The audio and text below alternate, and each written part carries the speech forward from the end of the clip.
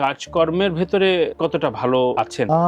তানভীর ভাই, কথাটা যদি এইভাবে বলি, আগে ধরেন 15 দিন 18 দিন কাজ করতাম, এখন মাসে 2 দিন 3 দিন কাজ হয়।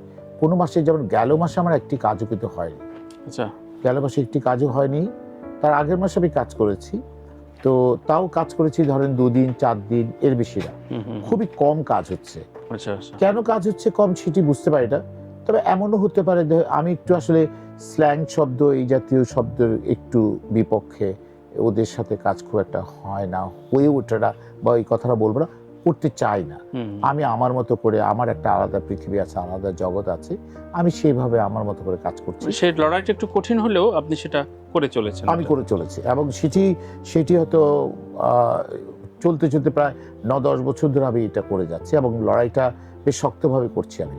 এই যে আপনার যে একটা নিজস্ব মনস্তত্ত্ব এবং এইটার যে গাটস, এইটা দর্শকদের ভেতরে, আপনার ফ্যানদের ভেতরে এটা প্রতিফলন পান? ভীষণ। আমি কালকে চিটং গিয়েছিলাম সকালের ফ্লাইটে। সকালের ফ্লাইটে একটু ডিলে ছিল কুয়াশার কারণে। ভেরি ইন্টারেস্টিং হচ্ছে, ওখানে প্রায় 2 ঘন্টা বসেছিলাম।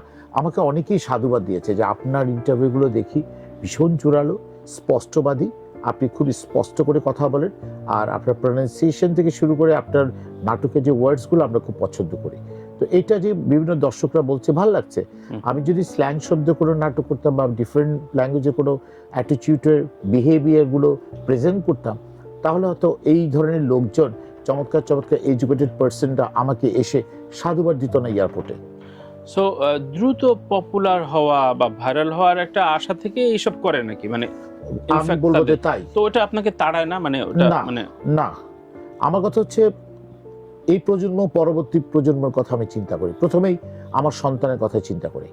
আমার সন্তানটা যেন কোনোদিন আমাকে যেন না বলে যে তার কোনো স্টুডেন্টস, তার কোনো ফ্রেন্ড, তার কোনো স্টুডেন্টের প্যারেন্টস তাকে যেন চার্জ না করে, যে যেন বলতে না পারে যে তোমার বাবা তো স্ল্যাং শব্দের নাটক করে আজকে মুখির জাকারি হয়েছে।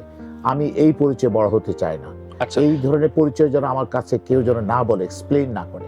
বাকিরা কি করছে সেটা তাদের ব্যক্তিগত ব্যাপার, কিন্তু আমি পার্সোনালি বলবো যে আমাকে যেন কোনো সন্তান বা কেউ কখনো রাস্তায় ডেকে যেন না বলে ভাই আপনি এই আচরণটা বা এই ডায়লগটা না দিলেও পারতেন।